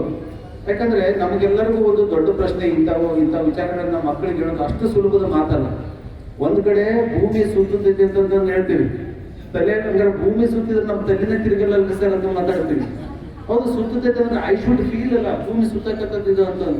ಸುತ್ತಿರ್ತಕ್ಕಂಥ ಭೂಮಿ ಮೇಲಿಂದ ಒಂದು ರಾಕೆಟ್ ಅನ್ನು ಹಾರಿಸಿದ ಮೇಲೆ ಚಂದ್ರನು ಸುತ್ತಾನ ಅಂತ ಹೇಳ್ತೀವಿ. ಬಟ್ ಆ ಚಂದ್ರ ಸುತ್ತೋದಕ್ಕೂ ಈ ಭೂಮಿ ಸುತ್ತೋ ಸ್ಪೀಡಿಗೂ ಹೆಂಗ್ ಮ್ಯಾಚ್ ಮಾಡ್ತಾರ ವಿಜ್ಞಾನಿಗಳು ಅನ್ನೋದು ಈ ಕುತೂಹಲಕಾರಿಯಾಗಿರ್ತಕ್ಕಂಥ ಪ್ರಶ್ನೆಗಳಲ್ಲಿ ಅದಕ್ಕೆ ಉದಾಹರಣೆ ಒಂದು ಗುಣಗಳನ್ನು ಅಂತ ಅವರು ಹೇಳ್ತಕ್ಕಂಥ ವಿಷಯಗಳು ಎಷ್ಟು ಅಚ್ಚುಕಟ್ಟಾಗಿ ಮಕ್ಕಳಿಗೆ ತಲುಪ್ತಿದೆ ಅಂತಂದ್ರೆ ಅದನ್ನ ನಾವು ಕೂಡ ಕಲ್ಕೋಬೇಕಾಗಿರ್ತಕ್ಕಂಥ. ಯಾಕಂದ್ರೆ ಸ್ಪೇಸ್ ಬಗ್ಗೆ ಮಾತಾಡುವಾಗ ಸಾವಿರಾರು ಲಕ್ಷಗಟ್ಟಲೆ ಕಿಲೋಮೀಟರ್ ಗಟ್ಟಲೆ ಮಾತಾಡ್ತೀವಿ. 220 ಬಿಲಿಯನ್ ಕಿಲೋಮೀಟರ್ಸ್ ಅಂತಂದ್ರೆ ಇಮ್ಯಾಜಿನ್ ಮಾಡ್ಕೊಳ್ಳೋದೇ ಕಷ್ಟ ಆಗ್ಬಿಡುತ್ತೆ ಒಮ್ಮೆ. ಆದ್ರಿಂದ ಅಂಥ ವಿಚಾರಗಳನ್ನ ಮಕ್ಕಳ ಮುಂದೆ ಪ್ರಸ್ತುತಪಡಿಸುವಾಗ, ವೈಜ್ಞಾನಿಕ ಪರಿಕಲ್ಪನೆಗಳನ್ನ ಮಕ್ಕಳ ಮುಂದೆ ಪ್ರಸ್ತುತಪಡಿಸುವಾಗ ದಯವಿಟ್ಟು ಎಲ್ಲ ಶಿಕ್ಷಕರು ನೀವು ಅಧ್ಯಯನ ಮಾಡ್ಕೊಳ್ಳೋದ್ರ ಜೊತೆಗೇನೆ ಸಾಧ್ಯವಾದಷ್ಟು ಎಲ್ಲೆಲ್ಲಿ ಅವಕಾಶಗಳಿದಾವು, ಎಲ್ಲೆಲ್ಲಿ ನಮ್ಗೆ ಮಾಡಿ ತೋರಿಸ್ಲಿಕ್ಕೆ ಸಾಧ್ಯತೆ ಪ್ರಯೋಗಗಳ ಮೂಲಕ ಮಕ್ಕಳಿಗೆ ಅರ್ಥೈಸ್ಕೊಟ್ರೆ ಅಂತಂದ್ರೆ ಮೇಡಮ್ ಅವರ ನಿರೀಕ್ಷೆ, ಈ ಸಂಸ್ಥೆಯ ನಿರೀಕ್ಷೆ, ಅಭಿಷೇಕ್ ಅವರ ನಿರೀಕ್ಷೆ ಏನೈತಲ್ಲ, ನಮ್ಮ ಈ ಲಿಟ್ಲ್ ಹಾರ್ಟ್ಸ್ ಶಾಲೆಯಿಂದ ಒಬ್ಬಾದರೂ ವಿಜ್ಞಾನಿ ನೋಬೆಲ್ ಪ್ರಶಸ್ತಿ ಪಡ್ಕೋಬೇಕಂತ ಕನಸು ನಿಜವಾಗ್ಲೂ ಆ ಕನಸು ನನಗೆ ಯಾವುದೇ ತಪ್ಪಾಗಲ್ಲ. ಖಂಡಿತವಾಗಿ ನಮ್ಮವರು ಅದಕ್ಕೆ ಭಾಜನರಾಗ್ತಾರೆ. ಮಕ್ಕಳು ಪ್ರೋಗ್ರಾಮ್ ಇದೆ, ನ್ಯಾಷನಲ್ ಸ್ಪೇಸ್ ಡೇ ಸೆಲೆಬ್ರೇಷನ್ಸ್ ಇದೆ ಮತ್ತು ಸೈನ್ಸ್ ಲ್ಯಾಬ್ ಇದೆ. ನೀವು ಬರಬೇಕು ಸರ್ ಅಂತ ಕೇಳಿದ್ವಿ. ನಾನು ಬೇಸಿಕಲಿ ಆರ್ಟ್ ಸ್ಟೂಡೆಂಟ್. ಚಿಕ್ಕ ವಯಸ್ಸಿನಲ್ಲಿ ಎಲ್ಲಿ ಕಲಿಕೆಯಲ್ಲಿ ಕೊರತೆ ಆಯ್ತು ಅದರ ಪರಿಣಾಮವೇ ನನ್ನ ಆರ್ಟ್ ಸ್ಟೂಡೆಂಟ್. ಒಳ್ಳೆಯ ಶಿಕ್ಷಕರು ಇಂಥ ಲ್ಯಾಬ್ಗಳನ್ನ ಇಟ್ಕೊಂಡು ನಮಗೆ ಪಾಠ ಮಾಡಿದ್ದಿದ್ರೆ ಬಹುಶಃ ನಾವು ಸೈನ್ಸ್ ಕಡೆಗೆ ಆಕರ್ಷಿತರಾಗ್ತಾ ಇದ್ದೀವಿ. ಭೂಮಿ ಗುಂಡಾಗಿದೆ ಅಂತ ಹೇಳಿದ ಕಾರಣಕ್ಕೆ ಸಾಕ್ರಟೀಸು ಆ ಕಾಲದಲ್ಲಿ ವಿಷಾಕರು ಸಾಯುವಂತಹ ಒಂದು ಪನಿಷ್ಮೆಂಟ್ ಅನ್ನು ಕೊಟ್ಟು ಕಾರಣ ಆಯ್ತು. ನಾವು ಚಿಕ್ಕ ವಯಸ್ಸಲ್ಲಿ ತುಂಬಾ ಪ್ರಶ್ನೆ ಏನ್ ಕಾಡ್ತಕ್ಕಂಥ ಇಷ್ಟು ವೇಗವಾಗಿ ಸುತ್ತೋ ಭೂಮಿ ಮೇಲೆ ನಾವು ತುಂಬ ನಿಂತಿದ್ದೀವಲ್ಲ, ಇಷ್ಟು ಎಲ್ಲ ದೊಡ್ಡ ದೊಡ್ಡ ಸುಳ್ಳು ಹೇಳಕ್ಕಾಗಿದೆ ಅಂತ ಹೇಳಿ ನಮಗೂ ಅನ್ಸೋದು. ನಾವು ಚಿಕ್ಕ ವಯಸ್ಸಲ್ಲಿ ಇದ್ದಾಗ ಯಾಕೆ ಸುಳ್ಳು ಹೇಳ್ತಾರೆ ಅಂತ ಹೇಳಿ. ಸೊ ವಿಜ್ಞಾನ ಅನ್ನೋದೇ ವಿಶೇಷ. ನಮಗೆ ವಿಜ್ಞಾನ ಅಂದ ತಕ್ಷಣ ಎರಡು ಕಾನ್ಸೆಪ್ಟ್ ನಮ್ಮ ತಲೆ ಬರುತ್ತೆ. ಒಂದು ಪ್ರಶ್ನಾರ್ಥಕ ಚಿಹ್ನೆ, ಎರಡನೇದು ಕ್ಯೂರಿಯಾಸಿಟಿ, ಕುತೂಹಲ ಮತ್ತು ಪ್ರಶ್ನಾರ್ಥಕ ಚಿಹ್ನೆ ಮುಗಿಯೋದೇ ಇಲ್ಲ. ಅದು ವಿಜ್ಞಾನದಲ್ಲಿ ಏನೋ ಒಂದು ಆದ್ಮೇಲೆ ಅದಕ್ಕೆ ಇನ್ನೊಂದು ಪ್ರಶ್ನಾರ್ಥಕ ಚಿಹ್ನೆ ಬಂದು ಹುಡುಗರು. ನಮ್ಮ ಈ ಕಂಪ್ಯೂಟರ್ಗೆ ವೈರಸ್ಸೇ ಹ್ಯಾಕ್ ಆಗಿದೆ, ಏನೆಲ್ಲ ಬರ್ತಾನೆ ಪ್ರಶ್ನಾರ್ಥಕ ಚಿಹ್ನೆಗಳು ಇದ್ದೇ. ಜಗನ್ನಾಥ್ ತಾಲೂಕಿಗೆ ವಿಶೇಷವಾಗಿ ಅಭಿನಂದನೆಗಳನ್ನ ಹೇಳಲೇಬೇಕು. ಮತ್ತೆ ನನ್ನ ಸ್ವಾರ್ಥ ಕೂಡ ಇದೆ ಈ ತಾಲೂಕಿನಲ್ಲಿ. ನನಗಾಗಲೇ ಅದನ್ನ ನಮ್ಮ DDPI ಆಫೀಸಲ್ಲಿ ಮಾತಾಡ್ತಾ ಇದ್ದೆ. ಇವತ್ತೇನು ಲಿಟಲ್ ಹಾರ್ಟ್ಸ್ ಈ ಸಂಸ್ಥೆಯಲ್ಲಿ ಏನು ಸೈನ್ಸ್ ಲ್ಯಾಬ್ ಸ್ಥಾಪನೆ ಆಗಿದೆ. ಈ ಸೈನ್ಸ್ ಲ್ಯಾಬ್ ಸದುಪಯೋಗ ನಮ್ಮ ಅಖಂಡ ಗಂಗಾವತಿ ತಾಲೂಕಿನ ಮಕ್ಕಳಿಗೆ ಸಿಗಬೇಕು ಅಂತ ಅದಕ್ಕೆ ನೀವು ಅವಕಾಶ ಮಾಡಿಕೊಡ್ಲೇಬೇಕು. ಹೌದು, ನಿಮ್ಮ ಶಾಲಾ ಗೇಟು ನಮ್ಮ ಸರ್ಕಾರಿ ಶಾಲೆ ಮಕ್ಕಳಿಗೆ ತೆರೆದಿರಲೇಬೇಕು. ಮೊನ್ನೆ ಒಂದು ಆದೇಶ ಬಂದಿತ್ತು DDPI ಆಫೀಸಿಂದ, ನೀವು ಕೊಪ್ಪಳದಲ್ಲಿರ್ತಕ್ಕಂತಹ ವಿಜ್ಞಾನ ಕೇಂದ್ರಕ್ಕೆ ನಿಮ್ಮ ಶಾಲೆಯ ಮಕ್ಕಳನ್ನ ಕರ್ಕೊಂಡೋಗಿ ತೋರಿಸ್ಕೊಂಬನಿ. ಏನಕ್ಕೆ ಹೋಗ್ಬೇಕು ನಾನು ಇವಾಗ? ಏನಕ್ಕೆ ಹೋಗ್ಬೇಕು? ಲಿಟಲ್ ಹಾರ್ಟ್ಸ್ ಎಲ್ಲ ಪಕ್ಕದ ಬಸ್ ಬಿಟ್ಟು ನಾವು ಇನ್ಯಾವುದೋ ಬಸ್ ಹತ್ತಕ್ಕಾಗುತ್ತಾ? ಸಾಧ್ಯತೆ ಇದೆ. ನಾನು ಮಕ್ಕಳ ಕೋಆಪರೇಷನ್ ಕೇಳಬೇಕಾಗಿದೆ. ನಮ್ಮ ಮಕ್ಕಳು ಬಂದಾಗ ನೀವು ನಮ್ಮ ಮಕ್ಕಳನ್ನ ಚೆನ್ನಾಗಿ ನೋಡ್ಕೊಳ್ಳಿ, ಅದು ಅನಿವಾರ್ಯ. ಸೈನ್ಸ್ ಅಂತಿದ್ದಾಗೇನೆ ನಮಗೆ ಜಾಸ್ತಿ ನೆನಪಾಗೋದು ರೆವಲ್ಯೂಷನ್. ನಾನು ಇತಿಹಾಸದ ವಿದ್ಯಾರ್ಥಿಯಾಗಿ ಭಾರತಕ್ಕೆ ಐರೋಪ್ಯರ ಆಗಮನ ಅಂತ ಹೇಳಿ ನಾವೆಲ್ಲ ಪಾಠ ಓದಿದ್ದೀವಿ ಗೊತ್ತಾಯ್ತೀವಿ. ಸೊ ಅದರಲ್ಲಿ ಯಾಕೆ ಭಾರತಕ್ಕೆ ಬ್ರಿಟಿಷರು, ಪೋರ್ಚುಗೀಸರು, ಫ್ರೆಂಚರು, ಡಚ್ಚರು ಇವರೆಲ್ಲ ಬಂದರು ಅಂದ್ರೆ ಬಿಕಾಸ್ ಆಫ್ ದಿಸ್ ರೆವಲ್ಯೂಷನ್. 1757ರಿಂದ ಹಿಡಿದು 1860ರವರೆಗೆ ವಿಜ್ಞಾನದಲ್ಲಿ ಮೊದಲ ಸಾಧನೆ ಆಗಿದೆ, ಕೈಗಾರಿಕಾ ಕ್ರಾಂತಿ ಆಗಿದೆ. ನಿಮಗೆ ಗೊತ್ತಿದೆ ಅಂತ ಅನ್ಕೊಳ್ಳಿ, ಕೈಗಾರಿಕಾ ಕ್ರಾಂತಿ ಆಗಿದೆ. ನಾವೆಲ್ಲ TTDC ITDC ಅಂತ ಹೇಳಿ ನಾವು ಕೇಳಿದ್ದೀವಿ. ಇಂಡಿಯಾದ ಟೂರಿಸಂ ಡೆವಲಪ್ಮೆಂಟ್ ಕಾರ್ಪೊರೇಷನ್ ಅಂತ ಹೇಳಿ ಕೇಳಿದ್ದೀವಿ. ಸೊ ಆದರೆ ಇಲ್ಲಿ ಸ್ವಲ್ಪ ಬದಲಾವಣೆ ಮಾಡಿ ನಾವು ಹೇಳ್ಬೇಕಂದ್ರೆ ITDC ಮೀನ್ಸ್ ಮೊದಲನೇದು ಇಂಡಸ್ಟ್ರಿಯಲ್ ರೆವಲ್ಯೂಷನ್, ಕೈಗಾರಿಕಾ ಕ್ರಾಂತಿ ಆಗಿದೆ. ಎರಡನೇದಾಗಿ ಟೆಕ್ನಾಲಜಿಯಲ್ಲಿ ರೆವಲ್ಯೂಷನ್ ಆಗಿದೆ. ಮೂರನೇದಾಗಿ ಡಿ ಮೀನ್ಸ್ ಡಿಜಿಟಲ್ ಕ್ರಾಂತಿ ಆಗಿದೆ, ರೆವಲ್ಯೂಷನ್ ಆಗಿದೆ. ನಾಲ್ಕನೆಯದಾಗಿ ಸೈಬರ್ ರೆವಲ್ಯೂಷನ್ಸ್ ಈಗಾಗಲೇ ಆಗೋಯ್ತು, ಮುಗಿದೋಗಿದೆ. ಈಗ ಕೊನೆಯದಾಗಿ ಇರ್ತಕ್ಕಂಥದ್ದು ಇನ್ ಫ್ಯೂಚರ್ ನಮ್ಮ ಪುಟ್ಟ ಕನ್ನಂಬಗಳ ಮುಂದೆ ಇರ್ತಕ್ಕಂಥದ್ದು ಹ್ಯೂಮನ್ ಸೆಂಟ್ರಿಕ್ ಆಗಿರ್ತಕ್ಕಂತಹ ರೆವಲ್ಯೂಷನ್ ಆಗ್ಬೇಕಾಗಿದೆ. ಈಗ ಆಗ್ತಾ ಇದೆ. ಇನ್ನೇನಿಲ್ಲ, ಹ್ಯೂಮನ್ ಸೆಂಟ್ರಿಕ್ ಅಂದ್ರೆ ನಾವು ಸಾಯ್ದೆ ಬದುಕೋದು ಹೇಗೆ ಅಂತ ಪ್ರಶ್ನೆ. ಮತ್ತೆ ಇಲ್ಲಿ ಜಾಗ ಸಾಕಾಗ್ತದೆ, ಸೈಟ್ ಬೆಲೆ ಎಲ್ಲ ಜಾಸ್ತಿ ಆಯ್ತಲ್ಲ. ಈಗ ಬೇರೆ ಗ್ರಾಹಕರಲ್ಲಿ ಈಗ ಮೇಡಮ್ ಬಗ್ಗೆ ನಮಗೆ ಗ್ರಾಹಕರಿಗೆ ಎಲ್ಲೆಲ್ಲಿ ವಾಸಕ್ಕೆ ಯೋಗ್ಯ ಅಂತ ಹುಡುಕೊಡ್ತಾರೆ, ನಾವು ಹೋಗಿ ಸೆಟ್ಲ್ ಆಗೋದು. ಸೊ ಆ ಮಟ್ಟಕ್ಕೆ ವಿಜ್ಞಾನ ಬೆಳೆದೋಗಿದೆ. ನಿಮಗೆ ಗೊತ್ತಿದೆ, ನಾನು ಪ್ರೌಢಶಾಲೆಯಲ್ಲಿ ಏನು 1982-85 ಓದುವಾಗ ನಮ್ಮ ಮನೆಗಳಲ್ಲಿ ಟಿವಿ ಇರಲಿಲ್ಲ, ಮೊಬೈಲ್ ಇರಲಿಲ್ಲ, ವಾಷಿಂಗ್ ಮೆಷಿನ್ ಇರಲಿಲ್ಲ, ಫ್ರಿಜ್ ಇರಲಿಲ್ಲ, ಕಂಪ್ಯೂಟರ್ಸ್ ಇರಲಿಲ್ಲ. ಅಷ್ಟೇ ಯಾಕೆ, ಖಾರ ಮುಚ್ತೀವಿ ಸಾಂಬಾರ್ಗೆ ಅಂದ್ರೆ ಮಿಕ್ಸಿ ಇರಲಿಲ್ಲ, ಹೌದಲ್ವಾ? ಗ್ಯಾಸ್ ಸ್ಟವ್ ಇರಲಿಲ್ಲ. ಸೊ ಇಂತಹ ಕಾಲದಲ್ಲಿ ಬಹುಶಃ ನಾವೇ ಈ ಮಕ್ಕಳಿಗೆ ಮೂಲವಾಸಿಗಳಿಗೆ ಕಾಡ್ತೀವೋ ಏನೋ ಅಂತ ಈಗಿನ ಮಕ್ಕಳು ಬಂದ್ರೆ. ಸೊ ನಾವೆಲ್ಲ ನೋಡಿ ಬೆಳೆದಿದ್ದೀವಿ, ಆ ವ್ಯವಸ್ಥೆಯಲ್ಲಿ ಬೆಳೆದಿದ್ದೀವಿ. ನಾವು ಟಿವಿ ನೋಡ್ಲಿಕ್ಕೆ ಯಾವುದೋ ಶೆಟ್ರ್ ಮನೆ ಬಂದ ಟಿವಿನ ಒಬ್ರ ಮೇಲೆ ಒಬ್ರು ತಲೆ ಮೇಲೆ ಹತ್ತಿ ಕಿಟಕಿ ಮೇಲೆ ನಿಂತು ನೋಡಿ ಆ ಕಪ್ಪು ಡಾಟ್ಸ್ ಅಲ್ಲಿ ಎಲ್ಲೋ ಇನ್ನೊಂದು ತಲೆ ಕಾಣ್ತಿತ್ತು, ಬ್ಲ್ಯಾಕ್ ಡಾಟ್ಸ್ ಅಲ್ಲಿ. ಸೊ ಅಂತ ದಿನಗಳಲ್ಲಿ ನಾವು ಟಿವಿ ನೋಡ್ಲಿಕ್ಕೆ ನುಗ್ಗುದು. ಸೊ ಇವತ್ತು ಮಕ್ಕಳ ಕೈಗೆ ಎಲ್ಲ ಮೊಬೈಲ್ ಅನೇಕ ಆವಿಷ್ಕಾರಗಳನ್ನ ನುಂಗಿ ಹಾಕಿದೆ. ಮೊಬೈಲ್ ಹಿಂದೆ ಕಂಪ್ಯೂಟರ್ ಇತ್ತು, ಫಿಲಮ್ಸ್ ನೋಡ್ತಿದ್ವಿ, ಟಿವಿ ನೋಡ್ತಿದ್ವಿ. ಕ್ಯಾಲ್ಕುಲೇಟರ್ಸ್ ಇತ್ತು, ಟೈಮರ್ ಇತ್ತು, ಏನೆಲ್ಲ ಇದೆ ಗೊತ್ತಿದೆ. ಮೊಬೈಲ್ ಅಪ್ಲಿಕೇಶನ್ಸ್ ಏನೇನಿದೆ ಅಂತ ಎಲ್ಲವನ್ನ ನಿಮ್ಮ ಫಿಂಗರ್ ಟಿಪ್ಸ್ಗೆ ತಂದು ಕೊಡ್ತಿದೆ ವಿಜ್ಞಾನ, ಸೈನ್ಸ್. ಸೊ ಇದನ್ನೆಲ್ಲ ನಾವು ನೋಡುವಾಗ ನಮ್ಗೆ ವಿಜ್ಞಾನದ ವಿದ್ಯಾರ್ಥಿಗಳು ಆದರಷ್ಟೇ ನಮ್ಗೆ ಹೆಚ್ಚು ಖುಷಿ ಅಂತ ಅನ್ಸುತ್ತೆ ಮತ್ತು ಈಗ ಅನ್ಸುತ್ತೆ ನಮ್ಗೆ. ಸೊ ನಾವ್ಯಾಕೆ ವಿಜ್ಞಾನದ ವಿದ್ಯಾರ್ಥಿಗಳು ಆಗ್ಲಿಲ್ಲ ಅನ್ನೋ ದುಃಖನೂ ನಮ್ಗೆ ಕಾಡ್ತಾ ಹೋದ್ರು. ಜೊತೆಗೆ ಈಗ ಏನು ನಮ್ಮ ಕಣ್ಮುಂದೆ ಕೂತಿದ್ದೀವಿ, ನಿಮ್ಮ ಬಗ್ಗೆ ಸ್ವಲ್ಪ ಹೊಟ್ಟೆ ಕಿಚ್ಚು ಇದ್ದಾರೆ. ಯಾಕೆಂದ್ರೆ ನಾವು ನಿಮಗೆ ಇವತ್ತು ಇಂಥ ಅದ್ಭುತವಾದಂತಹ ಸಂಸ್ಥೆಯಲ್ಲಿ ಇರ್ತಕ್ಕಂಥ ವಿಜ್ಞಾನ ಪ್ರಯೋಗಾಲಯದ ಪ್ರಯೋಜನ ನಮ್ಗೆ ಆ ಕಾಲದಲ್ಲಿ ಸಿಕ್ಕಿದ್ರೆ ನಾವು ಮೇಡಮ್ ಜೊತೆಯಲ್ಲಿ ಎಲ್ಲೋ ಒಂದ್ ಕಡೆ ಅಕ್ಕಪಕ್ಕದಲ್ಲಿ ಅವರಿಗೆ ಅಸಿಸ್ಟೆಂಟ್ ಆಗಿ ಕೆಲಸ ಮಾಡೋ ಅವಕಾಶ ಸಿಗ್ತಾ ಇದ್ದೇವೆ. ಖುಷಿ ಇದೆ. ವಿಜ್ಞಾನಿಗಳು ನಾನು ಕೆಲವೊಂದು ಇತ್ತೀಚೆಗೆ ಒಂದು ಐನ್ಸ್ಟೈನ್ ಚಿತ್ರಗಳು ಅಂತ ಹೇಳಿ ಒಂದು 4-5 ವರ್ಷಗಳ ಹಿಂದೆ ಓದಿದ್ದಾರೆ ಅನ್ಸು.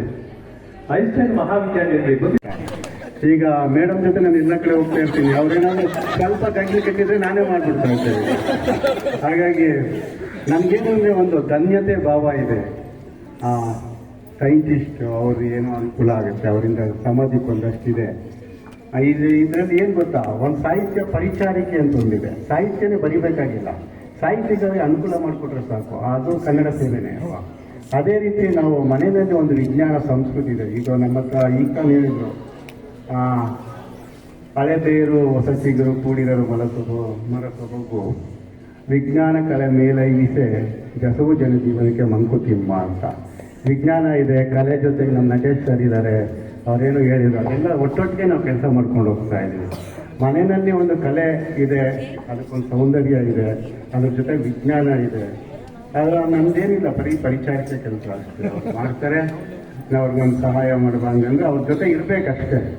ಅಷ್ಟು ನಿಮ್ಗೆ ಎಷ್ಟು ಅನುಕೂಲ ಆಗ್ತಾ ಇದೆ, ಅದ್ರೇನೋ ಒಂದು ಹೂ ಜೊತೆ ನಾನು ಸ್ವರ್ಗ ಸೇರ್ತು ಅನ್ನೋ ಭಾವನೆಯಿಂದ ನಾವು ಕೆಲಸ ಮಾಡ್ತಾ ಇದ್ವಿ. ಆದಷ್ಟು ಜೊತೆಗೆ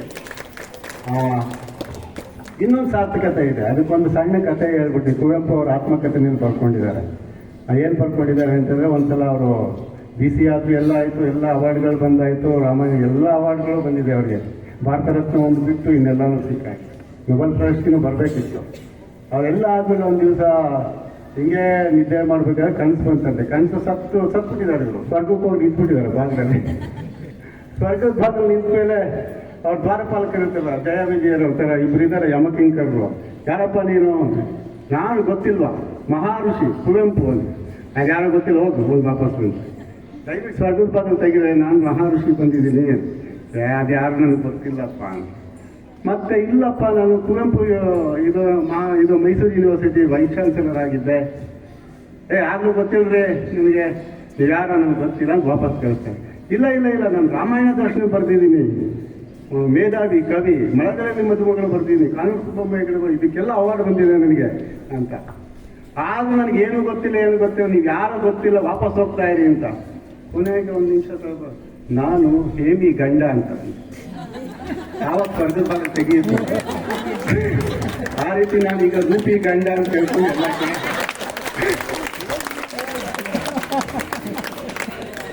ಅಮೌಂಟ್ ನಾನು ಸ್ವರ್ಗದ ಭಾಗ ತೆಗೆಯುತ್ತೆ ಅಂತ ಗ್ಯಾರಂಟಿ ಈ ಒಳಗೆ ಇಟ್ಕೊಂಡಿದ್ದೀನಿ. ಕುವೆಂಪು ಅವರು ಮಾರ್ಗದರ್ಶನ. ಈಗ ಮೇಡಮ್ ಎಲ್ಲ ಅದ್ಭುತವಾದ ಸ್ಪೇಸ್ ಸೈನ್ಸ್ ಎಲ್ಲರೂ ಹೇಳಿದ್ದಾರೆ. DDP ಸಾಹೇಬರು ಹೇಳಿದ್ರು, ನಟೇಶ್ ಸಾಹೇಬರು ಹೇಳಿದ್ರು, ಪ್ರಯೋಗಾಲಯದ ಪ್ರಾಮುಖ್ಯತೆ ಬಗ್ಗೆ ಹೇಳಿದ್ರು. ನನ್ನ ಸಣ್ಣ ಈಗ ಮಕ್ಕಳಿಗೆ ಕುತೂಹಲ, ಮೇಡಮ್ಗಳಿಗೂ ಕುತೂಹಲ ಇರುತ್ತೆ. ಈಗ ನೀವು ಪ್ರಯೋಗಾಲಯ ನೋಡಿದ್ರೆ ಮೊದಲನೇ ಶೀಟ್ ಹಾಕಿದ್ದಾರೆ. ಬುದ್ಧಿವಂತರು ನಮ್ಮ ಅಭಿಷೇಕ್, ತುಂಬಾ ಬುದ್ಧಿವಂತರು, ಮೇಧಾವಿಗಳು. ಫಸ್ಟ್ ಒಂದು ಟೈಮ್ ಬಗ್ಗೆ ಹಾಕಿದ್ರೆ, ಟೈಮ್ ನೋಡಿದ ತಕ್ಷಣ ಪ್ರತಿ ದಿನದಲ್ಲಿ 27 ಸಲ 2 ಮುಳ್ಳು ಸೇರ್ತವೆ ಅಂತ ಹಾಕಿದ್ದಾರೆ. ಅದೇ ಕೊನೆಗೆ ಬಂದ್ರೆ ಸ್ಪೇಸ್ ಸೈನ್ಸ್ ಬಗ್ಗೆ ಹೇಳಿದ್ದಾರೆ. ಇಡೀ ಜಗತ್ತು ನಿಂತಿರೋದು ಟೈಮ್ ಅಂಡ್ ಸ್ಪೇಸ್ ಮೇಲೆ. ಇವತ್ತು ನಾವು ಟೈಮ್ನ ಒಂದು ಡೈಮೆನ್ಷನ್ ಅಂತ ಇದೀವಿ. ಇಲ್ಲ, ಟೈಮ್ಗೂ 3 ಡೈಮೆನ್ಷನ್ ಇದೆ, ಸ್ಪೇಸ್ಗೂ 3 ಡೈಮೆನ್ಷನ್ ಇದೆ. ನಾವು ಜಗತ್ತಲ್ಲಿ 6 ಡೈಮೆನ್ಷನ್ ಅಲ್ಲಿ ಕೆಲಸ ಮಾಡ್ತಿದೀವಿ. ಒಂದು 6 ಡೈಮೆನ್ಷನ್ ಅಂದ್ರೆ ನೀವು ಯೋಚನೆ ಮಾಡ್ಕೋಬೇಕಾಗಿರೋದು, ಒಂದು ಕ್ಯೂಬ್ ತಗೊಂಡ್ರೆ 6 ಮುಖಗಳಿರುತ್ತೆ. ಆಯ್ತಾ? ಈಗ ನನಗೆ ಯಾಕೆ ಬಂತು ಈ ಕುತೂಹಲ ಅಂದ್ರೆ, ಬುದ್ಧಿವಂತ ಅಭಿಷೇಕ್ ವೆರಿ ಫೈನ್ಲಿ ಡಿಸೈನ್, ತುಂಬಾ ಅಚ್ಚುಕಟ್ಟಾಗಿ ತುಂಬಾ ಚೆನ್ನಾಗಿ ಡಿಸೈನ್ ಮಾಡಿದ್ದಾರೆ. ಈ ಪ್ರಯೋಗಾಲಯ ಹೆಂಗೆ ಈಗ ಸ್ಪೇಸಿಗೆ ರಿಲೇಟ್ ಮಾಡ್ಕೊಳ್ಳೋದು ಅನ್ನೋದು ಒಂದು ಕ್ವಶನ್ ನನಗೆ. ಈ ಸಾಮಾನ್ಯ ಒಂದು ಚಿಕ್ಕ ಫಿಸಿಕ್ಸ್ ಲ್ಯಾಬ್ ಅಲ್ಲಿ ಆಗುವಂತ ಪ್ರಯೋಗನ ಸ್ಪೇಸ್ ಅಲ್ಲಿ ಹೆಂಗ್ ರಿಲೇಟ್ ಮಾಡ್ಕೊಳ್ತೀರಾ? ಅದ್ಭುತ ಅಲ್ವಾ? ಹೆಂಗೆ ಮಾಡಿ ಮೇಡಮ್ ಹೇಳಿದ್ರು ಹಿಂಗೆ ಮಾಡ್ತೀವಿ ಅಂತ. ಒಂದೇ ಒಂದು ಸಣ್ಣ ಪ್ರಯೋಗ ಕೇಳ್ತಾ ಇದ್ದೆ, ಎಲ್ಲಿ ಪೆಂಡುಲಮ್ ಎಕ್ಸ್ಪೆರಿಮೆಂಟ್ ಕಾಣ್ತಾ ಇಲ್ಲ ಅಂತ ಲ್ಯಾಬಲ್ಲಿ. ಪೆಂಡುಲಮ್ ಆಗ ಒಂದು 5 ಬಾಲ್ ಓಡಾಡ್ತಾ ಇದೆ ಅಲ್ವಾ, ಅದ್ರಲ್ಲಿ ಒಂದೇ ಬಾಲ್ ಇಟ್ಕೊಂಡು ತೂಗ ಹಾಕಿದ್ರೆ ಒಂದೇ ಬಾಲ್ ಓಡಾಡುತ್ತೆ. ಅಲ್ಲಿದೆ ಪ್ರಯೋಗ, ಪೆಂಡುಲಮ್. ಕ್ಲಾಕ್, ಮನೆಯಲ್ಲೂ ಕ್ಲಾಕ್ ಪೆಂಡುಲಮ್ ಇದೆ. ಕ್ಲಾಕ್ ಏನು ಮಾಡ್ತಾ ಇರುತ್ತೆ, ಹಳೇ ಜನ ಇದ್ರೆ ಕ್ಲಾಕ್ಗೆ ತಿರುಗಿ ಮಾಡ್ತಾ ಇದ್ದೆ, ಪೆಂಡುಲಮ್ ಓಡಾಡ ಟಕ್ ಟಕ್ ಟಕ್ ಟಕ್ ಸೌಂಡ್ ಬರೋದಲ್ವಾ. ಅದೇ ಪೆಂಡುಲಮ್ನ ನೀವು ಪ್ರಯೋಗದಲ್ಲಿ ವಾಕ್ಯೂಮಲ್ಲಿ ಇರಬೇಕು. ವಾಕ್ಯೂಮ್, ಏರ್ ಇರಬಾರ್ದು, ಏನು ಫ್ರಿಕ್ಷನ್ ಇರಬಾರ್ದು, ಬರೀ ವಾಕ್ಯೂಮಲ್ಲಿ ಇರಬೇಕು. ಕಂಟಿನ್ಯೂಸ್ ಆಗಿ ವಿತೌಟ್ ಸ್ಟಾಪಿಂಗ್ ಆಸಿಲೇಟ್ ಆಗುತ್ತೆ, ಆ ಕಡೆಯಿಂದ ಈ ಕಡೆ ನಿಲ್ಲದೇ ಇಲ್ಲ. ಯಾಕೆಂದರೆ ಗಾಳಿ ಇಲ್ಲ, ಫ್ರಿಕ್ಷನ್ ಇಲ್ಲ, ಏನಿಲ್ಲ ಅಲ್ವಾ. ಅದೇ ಗಾಳಿಗೆ ಬಂದ ತಕ್ಷಣ ಫ್ರಿಕ್ಷನ್ಗೆ ಅದು ಡ್ಯಾಂಪ್ ಆಗಿ ನಿಂತ್ಕೊಂಡ್ಬಿಡುತ್ತೆ. ಇದು ಒಂದು ಸಣ್ಣ ಪ್ರಯೋಗ ನಾವು ಮಾಡಬೇಕು. ಅದೇ ಈ ಸ್ಯಾಟಲೈಟ್ ಇದೆಯಲ್ಲ, ರಾಕೆಟ್ ತಗೊಂಡೋಗಿ ಅಲ್ಲಿ ಬಿಡುತ್ತಲ್ಲ, ಎಲ್ಲಿ ಬಿಡುತ್ತೆ? ಮೈಕ್ರೋ ಗ್ರಾವಿಟಿನಲ್ಲಿ ಬಿಡುತ್ತೆ. ಆಲ್ಮೋಸ್ಟ್ ಏನು ಫ್ರಿಕ್ಷನ್ ಇರಲ್ಲ, ಏನಿಲ್ಲ, ಸಣ್ಣ ಪ್ರಮಾಣದ ಒಂದು ಗ್ರಾವಿಟಿ ಇರುತ್ತೆ. ಹಂಗಂದ್ರೆ ಯಾವುದೇ ಫ್ರಿಕ್ಷನ್ ಇಲ್ಲ, ನಾವು ಏನು ವೆಲಾಸಿಟಿನಲ್ಲಿ ತಪ್ತೀವೋ ರಾಕೆಟಲ್ಲಿ, ಆ ಸ್ಪೀಡಲ್ಲಿ ಭೂಮಿ ಸುತ್ತಕ್ಕೆ ಶುರುವಾಗುತ್ತೆ.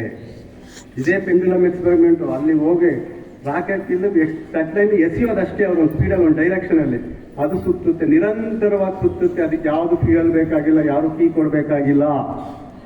ಈ ಥರ ಅನುಭವ ನನಗೆ ಯಾವಾಗಲೂ ಆಗಲಿಲ್ಲ. I am very happy. I don't have any words to express my very happy. ಅದಕ್ಕೆ ಅವರು ಭಾಳ ದೂರದಿಂದ ಬಂದಿದ್ದಾರೆ ಮತ್ತು ನಮ್ಮ ಸೈನ್ಸ್ ಲ್ಯಾಬ್ ಕೂಡ ಟ್ರಾನ್ಸ್ಪ್ಲಾಂಟ್ ಮಾಡಿದ್ದಾರೆ. I am very happy. And ನಮ್ಮ BO ಸಾರ್ ಕೂಡ ಹೇಳಿದೆ, ನಾನು BO ಸರ್ಗೆ, sir we arrange for all students of Gangavathi taluka. ಯಾಕಂದರೆ ಇದು ವಿದ್ಯೆ ಅನ್ನೋದು ಒಬ್ಬರಿಗೆ ಸ್ವತ್ತು ಅಲ್ಲ, ಎಲ್ಲರಿಗೂ ಸಿಗಬೇಕು ಅನ್ನೋದು ನಮ್ಮ ಆಶೆ. ಅದೇ ಥರ ನಾವೆಲ್ಲ ಮಾಡ್ತೀವಿ ಅಂತ ಹೇಳಿ ನಾನು ಈ ಚಿಕ್ಕ ಭಾಷಣವನ್ನು ಮುಗಿಸ್ತಾ ಇದ್ದೀನಿ. ನಮಸ್ಕಾರ.